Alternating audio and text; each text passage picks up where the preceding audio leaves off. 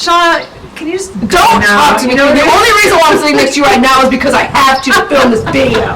When's your flight again? Where is it?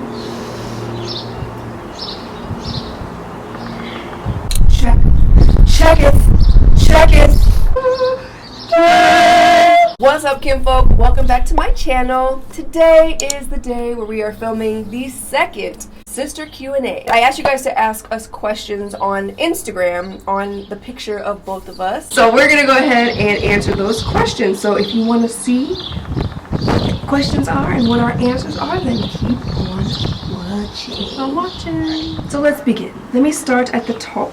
I will start at the top. Question number 1 from TCT. During your time in Switzerland, did you and your sister ever have any disagreements? Besides, if the Airbnb was haunted, if so, about what and how long did you stay upset? Which is perfectly normal, she says. No, I don't think so. We haven't argued. No, and it's funny, I think before you came, I think even we were talking, I don't know if we were talking once, we were like, oh, 3 weeks is a long time to spend with somebody. Yeah. There's no question.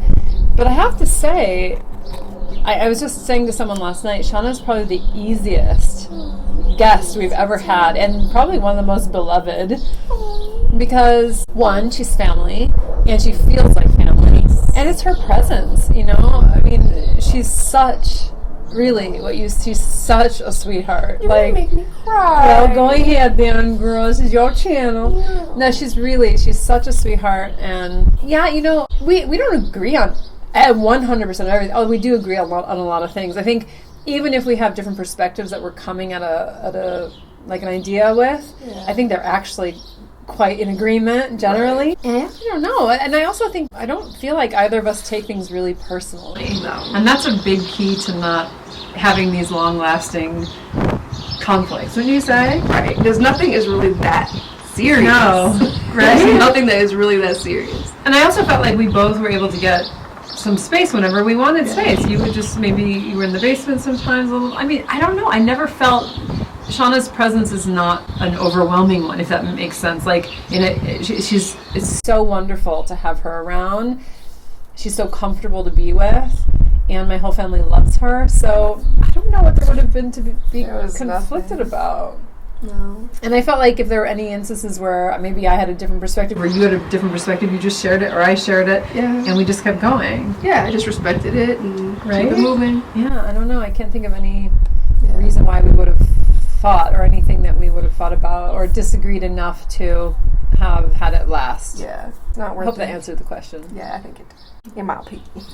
I disagree. But you don't. What do you mean you disagree? Shauna, can you just don't talk to me? The only reason why I'm sitting next to you right now is because I have to film this video. When's your flight again? Just kidding.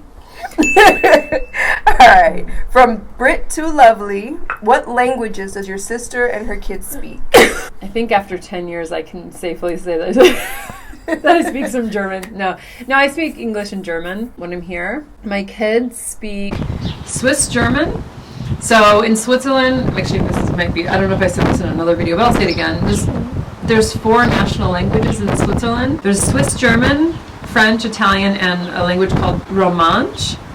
And Swiss German is, the way I learned about it was that it's kind of like an old German, like so German from Germany, but like a very old version of it. It's like maybe the difference between speaking Old English and modern English. So I've actually heard that Swiss German speakers can read old German texts. I learned that in a class once. I don't know how true that is, but Swiss German and High German, which is the German most people have heard, are actually quite different. It takes some adjustment for German speakers to understand Swiss German speakers. So the kids speak Swiss German here where we're living in the region where we are.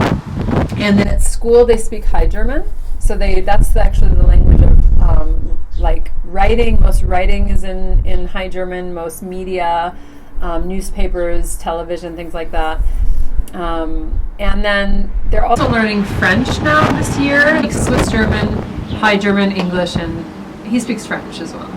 I drum for you too. He wanted to know why it took me so long to get to Switzerland. Was it time? Was it money or something else?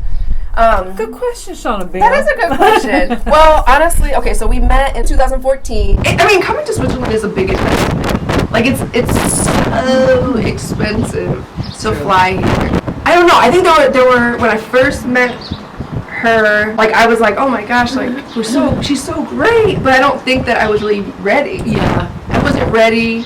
And then it wasn't until, plus finances, it was because it's such a huge investment, I couldn't wrap my head around spending that much money just on the flight alone. Like, that made me sick. But then I just got to a point, it was after the divorce, and I was just like, you know what? Like, I spent my whole life just, you know, consumed by money and consumed by just doing the right thing and always being financially responsible, which is important, but it's also... I felt like I imprisoned myself almost because I was so afraid to spend money on something like this. So I decided, you know what, I'm going to live my life differently from now on. And I was like, it is time. It's time. I broke free from that mentality, and I was like, the best investment is travel, and especially to see family. I was like, I'm doing it. I'm just going to do it. I'm going to do it big. So that's why I decided to stay for 3 weeks. I'd say, and I think from my perspective, I think it was just a timing thing too. I think we were getting to know each other in the beginning. Maybe it would have been more difficult for us to feel like we could really kind of just be ourselves and really that much at ease with each other so quickly. You know, it's a lot to, like, you know, have this person introduced into your life, me to Shanna, Shanna to me, and have your worlds kind of come together. And we're very, very, very lucky, very blessed that we relate to each other in the way that we do, in such a way that's so comfortable and so it feels so easy and fun. We really can be ourselves. But, you know, you're kind of like, you're getting to know each other and you're feeling out that territory, and how does it feel to be a little bit more myself, and is it well received? And I think we were just going through that process a little bit. So we'd see each other every time I'd go to Chicago. She came to my mom's memorial when my mom died a couple years ago. That meant a lot to me.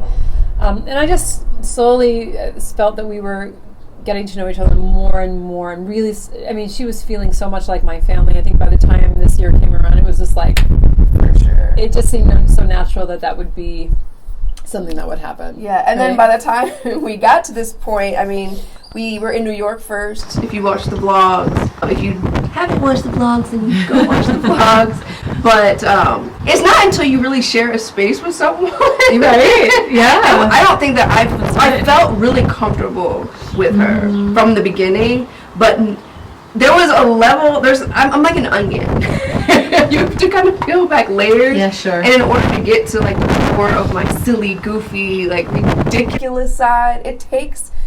I don't know. It takes a lot to make me feel comfortable. Even if I've known you for years and years and years and really, really trust you, it still takes a lot for me. Yeah. So sharing a space with her and seeing how goofy she is, like I feel like you're pretty comfortable in your skin and you're just going to be who you are no matter what. But to be with her consecutive days like that, we shared a bed, you know, we shared the space, and like that really just made me come all the way out. She came out, guys. She was all the way out. She came out of the goofy closet. Oh my gosh. She was like, I didn't even know you were like this. I mean, I knew you had said to me before that you were really that you had this side of you, but that you hadn't quite let it out yet. And so I was very excited to see it. It's so much fun, you guys. Like, seriously, it's just so fun to be around. Aw, thank you. Yeah, girl. So are you. Own it. Wear it like a blanket. Wear it like a cloak. Yeah, in a crowd. Like a cape. I'm Superwoman. You are Superwoman. You shall rule with your goofiness, your silliness.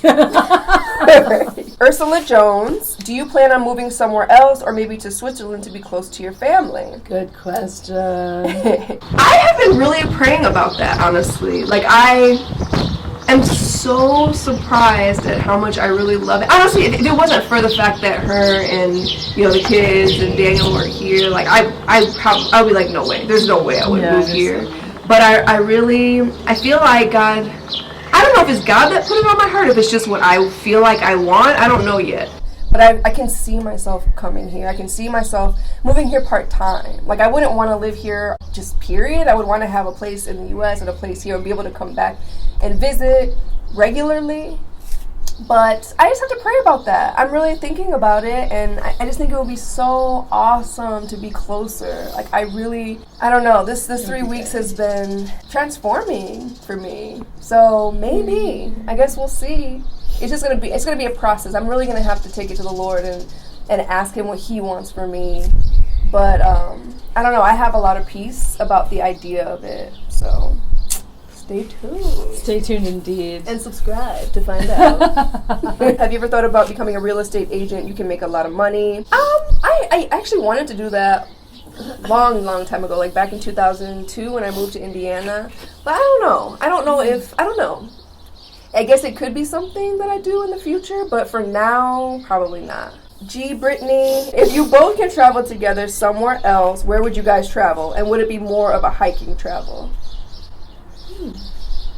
Where would we go if we could travel somewhere? I don't know. I feel like you would want to go back to India, you said. I would go there with you. Would you go? Yeah. I would totally go there with you. Oh my gosh. Okay, India. That was easy. So would that be hiking? That would be hiking. That would be more exploration. That would be, yeah. We could do like, well, it depends on what we want to do, but I love to go places where the cultures are really different. And, you know, it's really just so exciting to take in all these new sights and sounds and smells and just to observe how other people live in different places. I studied cultural anthropology, and so it's really, really dear to me to have those experiences. And I mean, the way that they broaden our perspective of the world. I mean, I really genuinely think travel saved my life in my 20s in many ways. Broke me out of some prisons of perception that I was living in. So yeah, I think I would love to go to a place like, I'd also, don't get me wrong, I could also imagine like a white sand beach and hammock situation going on with some breeze blowing us back and forth in a hammock. Or, you know, it could be a family vacation. We'll go to Bali, and then take the family to our island. By family, do you mean me and Daniel and you and your man? Because I'm not feeling Yeah. For a Seychelles vacation or something like that, I'm not feeling the kids. But for India, I can imagine that. That would be so boring. Yeah, they probably would be, wouldn't they? Yeah, like, Mom, this is too boring. Oh my god. They're so funny. When we went to Venice, I was like, they were so excited to go to Venice. I mean, so excited. And they're like, oh my gosh, this is the most magical place. And we were on the train. And then we get there, and like 5 minutes later, they're like, I didn't know this was Venice. I thought this was Venice. Mom. I'm like, oh my god. I mean, it's just not what I expected. It's just not what I expected. And then they had fun. It's like they get over it, but it's like it's just normal for kids. They get over stuff so fast. We can be. This is how spoiled they are by their life, in my opinion. Like, we can be in the most beautiful mountain trail with like the most incredible panorama of alpine views you could imagine. And they're like, this is actually really boring. And the Swiss Alps are like singing to us exactly. in the background. And we're like, what? That makes me feel like we need to travel to some other locations where they can see that like not everything looks like this. Yeah. Do you know what I mean? I actually think there's a lot of value in that. But they're so funny though. Beautifully, Miss Kita asks, does your sister procrastinate as much as you do? And what's the age difference between the two of you? Do I procrastinate as much as you do? That's a very difficult question to answer because I don't really know how much you procrastinate at home. Do you procrastinate a lot at home? I do. I mean, honestly, I feel like on this trip I've worked so much more. I'm not really, I work better when I work with someone, I think. But you can't work with everybody either. But I feel like I'm really productive in the morning, but in the afternoon I struggle. I don't know why. I think it's natural. I think our brains can't handle too much intense focus for long periods. We need breaks, right? For sure. I mean, I can procrastinate. There's no question. But I feel like at least in the last years, I feel like I've gotten more focused. I think also having kids helps in the sense that it puts a little bit of fire under your butt. Like, my time is so, the time I actually have to be able to focus on things that I'm trying to develop or work on is really limited. And I also have other work that I'm doing. I have another job, so. Especially since they come home so early. Yeah, exactly. The kids are not in school all day, every day. They only go to school full days on 2 days a week. It makes it more challenging, so I feel like the time that I do have, I really have to focus. It doesn't mean that I always get as much work done as I want to do, because I don't. But I don't know. I don't know if I would call myself a procrastinator so much. So, what is the age difference between us? I think I'm 8 or 9 years older. I think you're 7. I think you're 7 years older. I'm 75. Oh, right, okay. 7. No, I'm 8. I'm 43. I'm like 35. Oh my god! Shannon's like, I'm about to be 20. Actually, I'm about to be 36. Okay. Well, you know, I feel young. Casa de Ana asks, or says, "Hi, Shanna. Hi.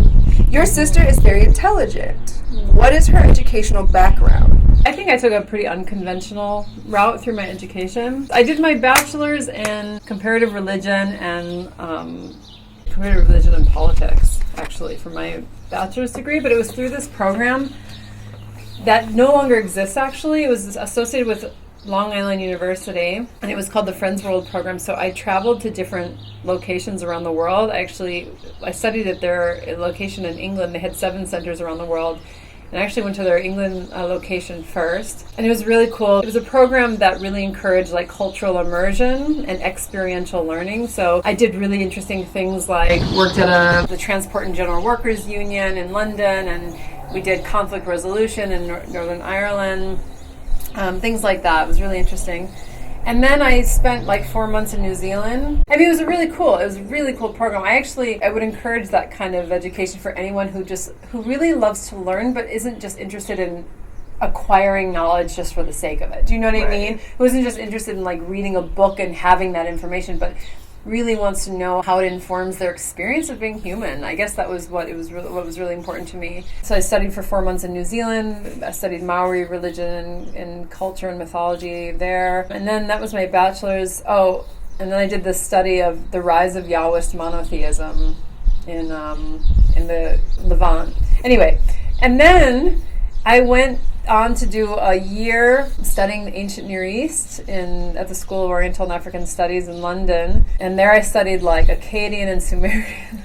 That's so awesome. It sounds so weird, I know. Akkadian and Sumerian, really like Mesopotamia, Samaria, that period of history. I studied some of the language, like I just mentioned, and archaeology and things like that. I did that for a year, and then I realized that I really, as much as I loved it, I didn't want to spend my whole life in like the British Museum hunched over some clay tablets, trying to piece together these like ancient texts that were really nothing more than administration. Like, I will trade you 2 barrels for 1 pint of beer. And I was like, that's not really what I want to do, but it's very interesting. Like, there was a time where I could read cuneiform. Like, I could read. That's so cool. At least I could read the first few lines of the Law Code of Hammurabi. So then I left that and I went on to do a master's in social anthropology at the University of London. I studied the anthropology of religion, medical anthropology.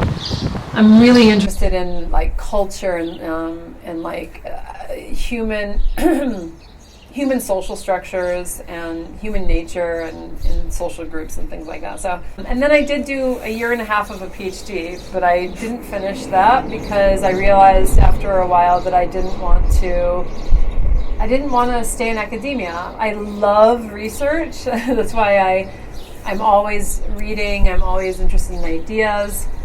I really genuinely love research, but I'm more interested in how things we learn about human nature, about the world, about each other, how they affect our lives. And I want to make those things accessible and applicable to people's lives. So I hope that answered the question in a very roundabout way. No, that's okay. They like listening to you.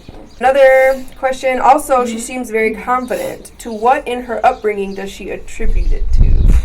It's a good question, though. I was actually just talking about this with someone last night, and I think this is one of the reasons why Shanna is as intelligent as she is as well. I mean this because this is actually speaking more to the confidence, but I think this pertains to you too. We talked about this before, her and I, that there's a rebelliousness in us. I call it my stubbornness. I've always said like I can be very stubborn. When I was a kid, people would call me stubborn all the time. And I actually, now at the point I'm at in my life, I see it as a real gift because it's something that this ability to rebel or this ability to be stubborn is like a way of saying, what does this mean for me? You know, like as kids, or like in the cultures and the families that we grow up in, as much as they're wonderful and we can grow up in really loving families, I think the ability to tune into ourselves and to hear the voice, you call it the voice of God, right? I just maybe call it intuition, or something that is speaking through me that I can listen to. And the ability to tune into that necessarily means sometimes that you tune others out, right? And sometimes you have to. Sometimes it really requires a strength and a tenacity to be able to say, wait a minute, that doesn't feel right to me. Sometimes our rebellion can be maybe a bit strong in the beginning because we're rebelling against something that might have felt like it wasn't ours. Do you know what I mean? Right. Like when the voices of authority, whether it's from parents or teachers, are saying, you know, this is how the world is, this is how you are, and we're like, wait a minute, what do I think? You know what I mean? What do I think about that? What do I feel? Or what does God, in your experience, what is God saying to me about my life that feels true for me, right? That's I really feel like for me that's a big source of confidence, when you can learn to really deeply listen and trust yourself. Amen to that. And then, was she nervous about you coming to Switzerland to visit for this extended trip? No, I wasn't nervous about it. If there was any nervousness, it was more about like how we were gonna like figure out like how to shuffle, like getting my work done, and it was really great because Shanna has a lot of work to do too. We're both building things in our work that needed us to work together. Like if it had been, you know, if she had no work at all to do and she was here, and it was like if you were always sitting around waiting like for me to like take her somewhere, that might have been a bit stressful. But she's not like that. She's very easy to be with, and she also had a lot going on. She has a lot going on in her own life, so we could work together, and yeah, we did that a lot, didn't we? Yeah, it was really great. So that made it really easy because I had a lot I needed to do sometimes, and she came to work with me, as you guys saw a few times, which was really great. Yeah. It was really great. I am Keisha Lachey. Hey girl. Mm-hmm. She asks, what do y'all love about each other? Gosh, where do I begin? First of all, she's so much fun. She's so intelligent. I feel like she challenges me. I don't know, she's just easy to be with. I feel like I can be 1,000,000% myself. She's so goofy. Like, we're equally as, like, ridiculously insane. It's really ridiculous. It's really ridiculous. You do not want to hang out with us. No, you will be so annoyed. But it is unless you're good. It's the best. I mean, I love her family. There's just so much. I don't think there's anything about you I don't like. I have to say the same, you guys. Shanna is just, you girl, you are just a beautiful, beautiful soul. Really gorgeous. And I think my wish is just that you just know that in your bones. So intelligent, really wise. Her perspective on a lot of things is so beautiful. And you know what wisdom is, right? When you take knowledge and you blend it with your experience, and what comes out is this amazing perspective that is so shaped by the experiences you had and the reflection you've done on those experiences. And I'm sorry, not everyone is like that. I love people in general, but not everyone has this ability to reflect as deeply as you do. And that makes a very special person and someone with a lot of gifts to share with the world. And she's goofy. She's really goofy, and she's goofy in the best way possible. She makes me laugh like crazy, and I'm gonna miss it. Oh, I'm gonna miss it. Oh.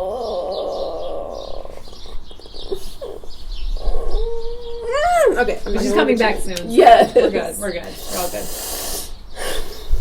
And then you also asked, does Kareem's family make you want to start a family of your own soon? I'm gonna have. I'm just kidding. I'm joking. I'm gonna have to say yes and no to that. Yeah, yes and no. I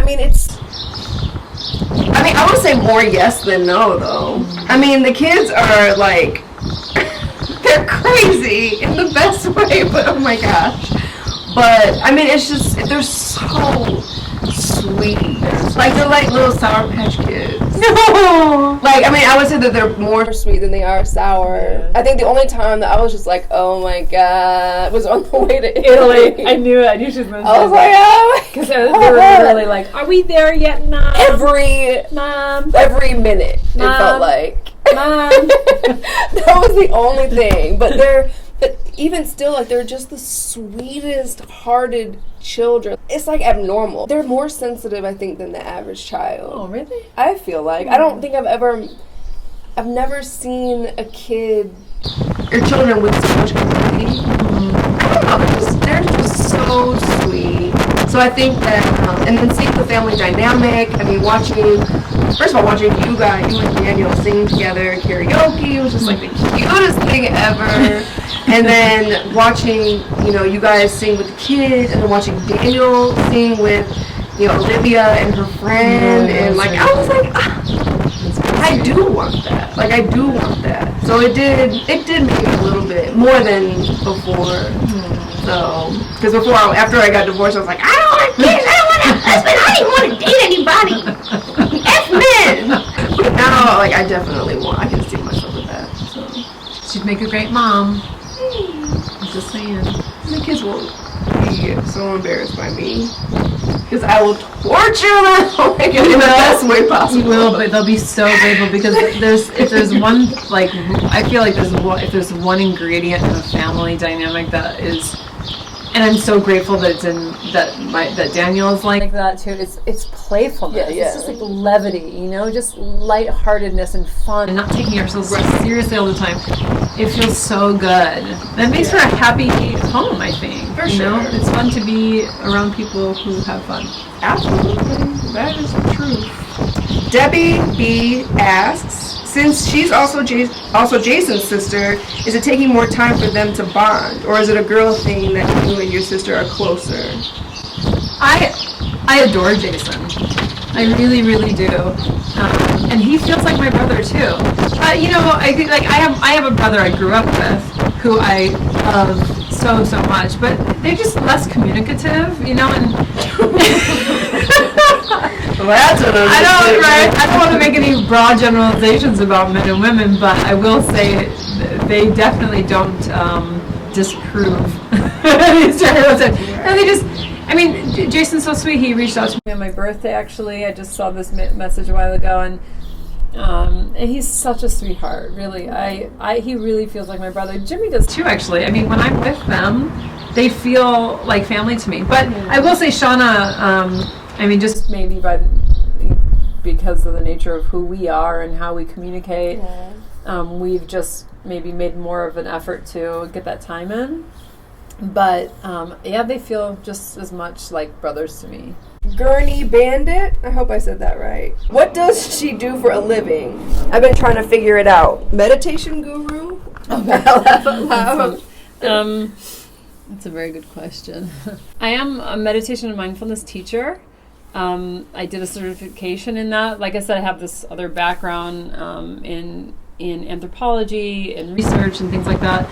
I'm also training in something called somatic experiencing, and I think at this point I also work as a research assistant at a university children's hospital. So basically I would call myself at this point probably an empowerment coach or a women's empowerment coach, but using a lot of these tools, contemplative practices, meditation, mindfulness, somatic experiencing, to really empower women. That's really the work that I want to do. And in turn, through the empowerment of the women who are often mothers that I work with, they in turn are helping to raise really empowered, confident children. That's actually my sort of, I guess, mission, for lack of a better word, right now, and that's where my work is taking me now. So I'm blending all of the things that I've done so far in the work that I'm doing now, working with women and mothers. Have or will her kids ever visit America? Oh yeah, we go every year, sometimes more, depending on the situation. But we go at least once a year. Last year, for example, in the summertime, we were there for 5 weeks. and the kids attended a summer camp in the U.S., it's actually important to me that they also know their American side of it and have the language on board. So yeah, definitely, we go that. All right, Clarissa Turner, 940, asks, how long did it take your sister to learn the language there? So I've been here 10 years, and I think I would say I wasn't really comfortable speaking German, and depending on the situation, I still have struggle. But I can speak it pretty comfortably now. After about 6 years, if that's an encouraging number. So frightening. And I have to say, like, a lot of the learning, I always joke that it's like a very context-based learning process, right? So let's see, like, I had 2 children here, so I learned a lot about German words related to female anatomy and the birth process and, childbearing and early motherhood, stuff like that. I fell off my bike once and ended up in an emergency room, and I learned a lot of related words, related to, like, injuries and vaccinations and stuff like that. So it takes time to do that. It takes time to learn a language in that way, where you learn how people say particular things in different contexts and in different relationships. That really just does take time. Because I think you could probably learn a language much faster, but to the point where it's more nuanced and is spoken in the way that people around you would speak it, that takes more time. Ja Mids asks, how long will you be in Switzerland and where are your cats?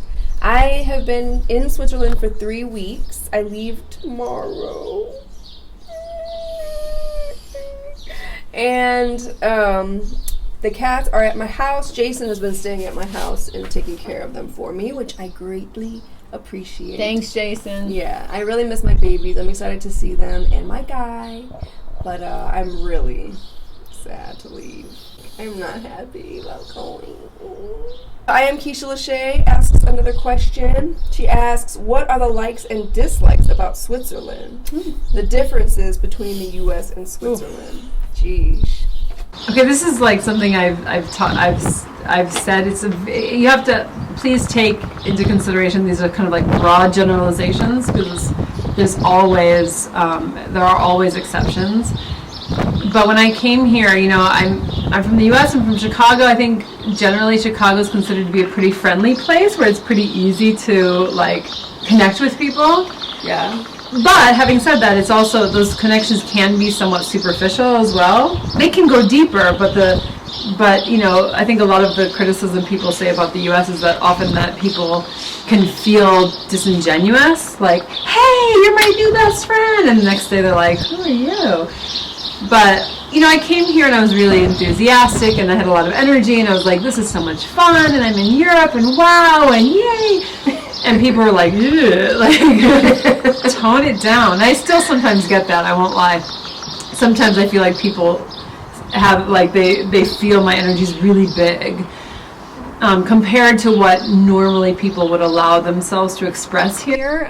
So the Swiss tend to be a little bit more reserved, and people don't tend to want to like stand out and be like really different.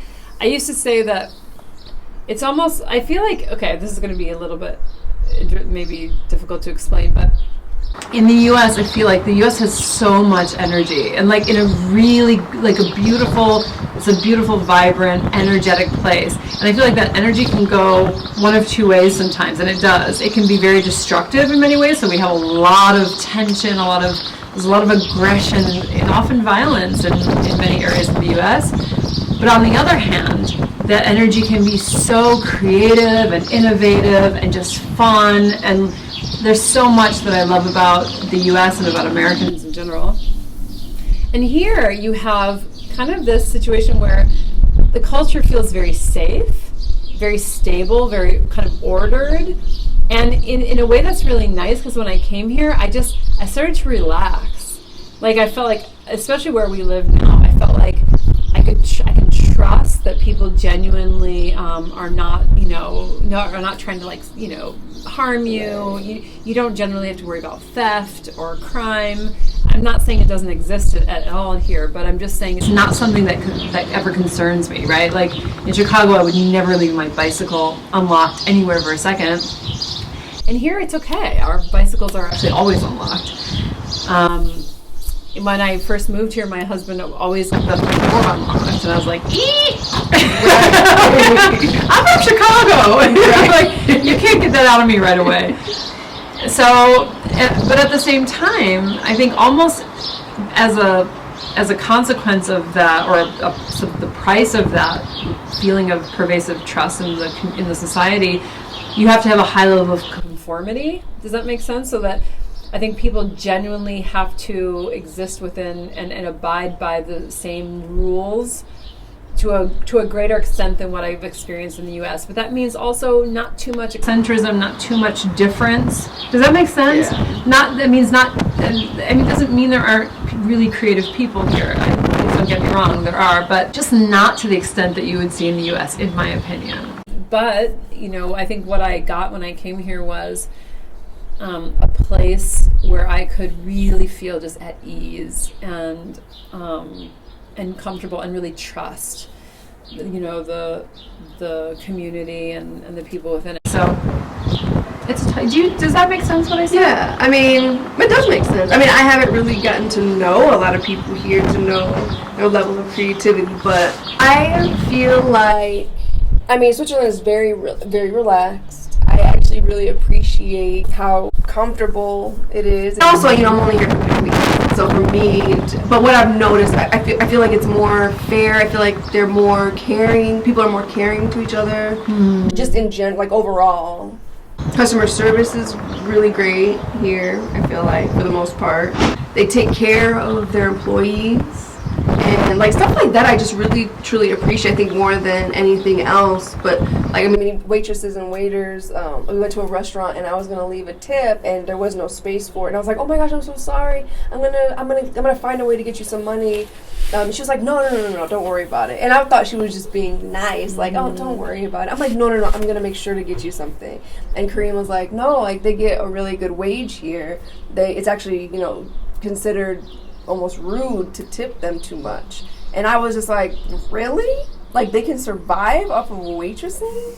Because in the States, it's just ridiculous, the low wages. And if you get fired and, unemployment, and it's just, there's a lot of people I feel like that take advantage of those resources in the U.S. And here I feel like it's just a different mentality. I feel like there's a higher level of people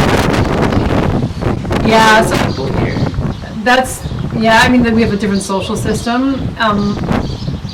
We have definitely different social system. Oh, there's so much I could say right now, actually. Yeah. But it's really true. I do feel a lot of those things that Shanna was talking about, like maybe a greater level of respect amongst people in general in the culture. People are definitely, even I remember when my kids were in they were in daycare when they were younger, before they went to school. And it's very expensive here, actually, to send the kids to daycare. But the people who are taking care of them, that's their, profession. They do this, practicum, how would you, an apprenticeship. They do an education specifically around daycare, and, that's great. They're professionals. Their profession is to take care of children. And so I felt really good about that. I wanted professionals taking care of me. And I want them to be paid well, because then they're going to care more about their job, and they're going to take care of my children. And that was really important to me. So I generally just like the idea of course, paying people a living wage. There's so much more I could say now. But one thing about the getting to know people is that it can be, when I came here, like I said, I had this really excited kind of American, let's get to know each other and be friends right away kind of energy, and people were like, whoa, slow down. And it takes time. Some people interpret that as being standoffish and rude, and they might feel rejected even.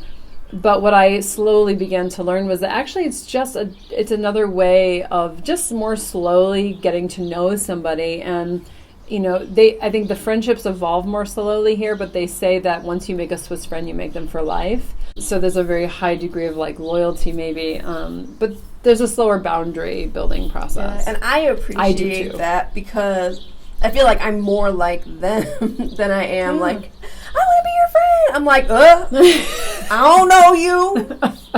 I do not know you. Exactly. I'm going to sniff you out first. Because I don't know, I just take friendship so seriously. And I feel like, a relationship is a relationship, regardless of the dynamic of it. So I take them seriously. If I call you a friend, then I'm going to invest in you. Yeah, you know, to whatever degree. But like, I'm going to invest in you. And I don't want a ton of friends. Like, I just don't. Like, it's a lot of work. And I really, whatever. So I feel like, and I like that about Switzerland. I feel like people, even walking down the street, like they give you space. They're not all up in your business. They don't try to small talk with you. And like, I hate small talk. I hate that. And I'm sure that a lot of it is because like that's what I do for a living. Like it's just small talk all day long. And it is so exhausting. And maybe if I moved here, I would grow to not like that as much. Maybe I would want more human interaction. I don't know, but. I really like the fact that, you know, even right now, like, there's nobody outside. There's one man over there. There's one man over there. He's very sweet. He's our neighbor. And I just feel like it's so peaceful. And it's so, I don't know, you go to the park in the middle of the day or even in the evening and it's empty. And, like, some people would be like, oh, there's nobody around. I hate this. But I love that. It makes me feel safer to go out and go for a walk by myself. It makes me feel safer to want to like ride my bike around or do whatever. I don't feel that. I don't feel safe in the States. I don't. I feel like anytime I would leave the house, hey you girl, you know, or I ride my bike and somebody's trying to, you know, you don't get catcalled here. You don't get catcalled here. In 10 years, I don't think I've been catcalled once. But a friend of mine who's from, someone I know here, he talked about that before, like. It's not like this experience of walking down the street and getting catcalled 3-5 steps you take. Seriously. Or having people tell you to smile, Can I just go to a jog? Can I go for a jog without somebody honking their horn at me? Like, right. Really? I think what was hard for me in the beginning was I really love connecting with people. And even not necessarily to be friends, like BFFs forever, but I love it so much, and so I didn't know how to do it. It was so hard in the beginning because I didn't speak the language. I remember being so determined to learn German. I wanted to learn German well enough to communicate what was on my heart with Daniel's mom. I remember that being a very important motivator for me in the beginning because she doesn't speak any English. And of course, when I came here, I didn't speak German. And I remember that was so important to me that I wanted to understand and feel understood in that language so I could connect with his mom. Tanisha M. Bo, do you have any grudges about being kept from your sister for so long? Personally, I think in the beginning I did. I definitely did. I think that I had a really tough time with it because I'm like, I really feel like my life would have been so much, it would have been so much different, no question, if she was a part of it. But, you know, at the same time, obviously God knows what he's doing. Like, there's a reason why he didn't want us to meet until now. And I have to just honor that and respect it. But yeah, at first, yes. But then I'm just like, what's the point of holding grudges? I never understand the point of holding grudges. Like, it doesn't make sense. So why am I going to carry that weight? It's not mine to carry. Yeah, I feel similarly. I just trusted that there was an unfolding we couldn't understand, and things happened that brought us into each other's lives seemed very timely. Very timely. Definitely. Words. The Delavius. Oh, hey love. The bond between you and your sis, it's just a natural. My question to you both is, what do you wish you had done differently in your earlier years to meet each other for moments like this in Switzerland? I don't think there's anything, personally, I don't think there's anything that I could have done. It wasn't in our control at all. Like, the way things happened, there's no, you did. Well, I guess you could have reached out sooner. Yeah. So if you watch did I explain it in the other one? I think she explained it. There's another sister Q&A from, I think it was last year. So if you want to learn a little bit more about it, I don't know if you explained it in detail because there's a lot of things that you talked about on this trip that I didn't know. 2006 was when I found out that the father I knew as a kid was not my father.